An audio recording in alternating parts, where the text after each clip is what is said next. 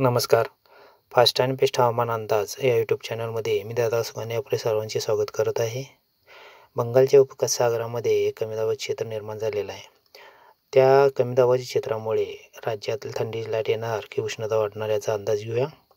सध्या परिस्थिती पाहता जिथं बंगालच्या उपसागरामध्ये कमी दाबाचे क्षेत्र निर्माण झालेलं आहे, त्या ठिकाणी पावसाचे ढग आता सध्याला सक्रिय दिसतात. आणि इकडे बेंगळूर, चेन्नई आसपास हलक्या मध्यम पावसाचे ढग दिसत आहेत. इकडे विशाखापट्टणम साईडला पावसाचे ढग त्या कमी दाबाच्या क्षेत्रामुळे आलेले आहेत. उर्वरित महाराष्ट्र आणि कर्नाटकामध्ये कोणतीच पावसाची शक्यता नाही आहे. रात्रीतून किंवा सध्याला श्रीनगर, जम्मू आणि काश्मीरमध्ये याच भागातून बर्फवृष्टी होत आहे. त्या भागातून थंडीचं वातावरण जास्त आहे.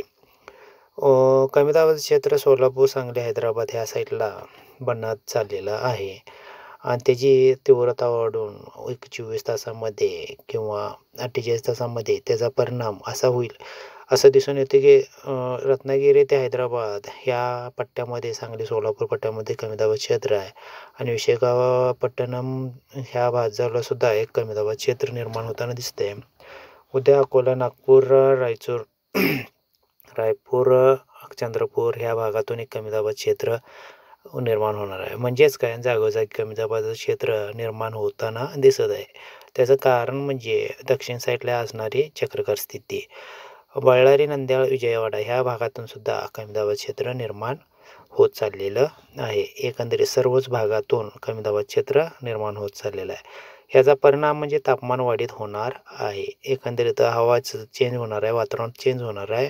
हुबळी, बळ्ळारी, नंद्याळ ह्या भागातून सुद्धा पुढे कर्नाटक भागातून सुद्धा कमी दाबाचं क्षेत्र सक्रिय आहे.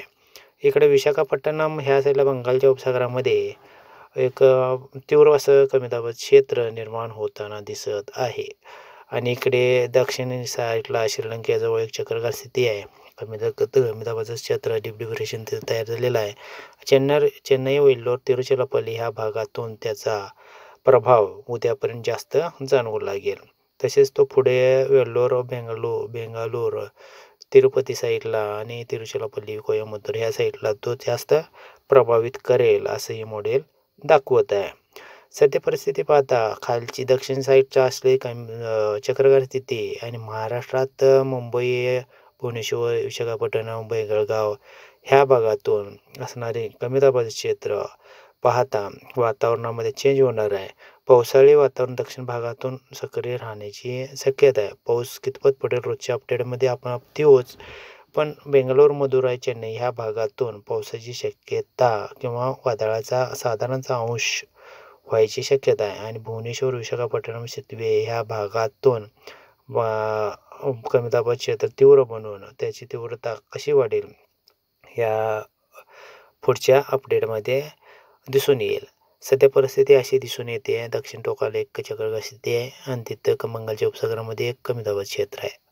अशा पद्धतीनं सध्या म्हणजे येत्या 24 ते 48 तासामध्ये परिस्थिती बनणार आहे.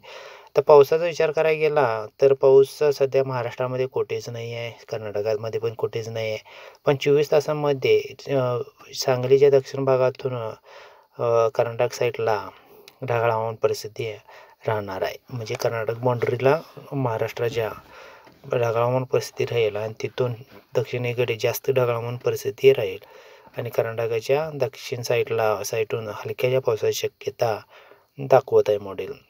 जिथे कमी दाबाचं क्षेत्र तयार झालेलं आहे त्या ठिकाणी चेन्नई, तामिळनाडू, वेल्लोर, तिरुचिरापल्ली ह्या भागातून कोयंबतूर साईडला मध्यम ते मुसळधार पाऊस पडण्याची शक्यता आहे किंवा अतिवृष्टी होण्याची शक्यता आहे. चॅनल सबस्क्राईब करून घ्या. धन्यवाद.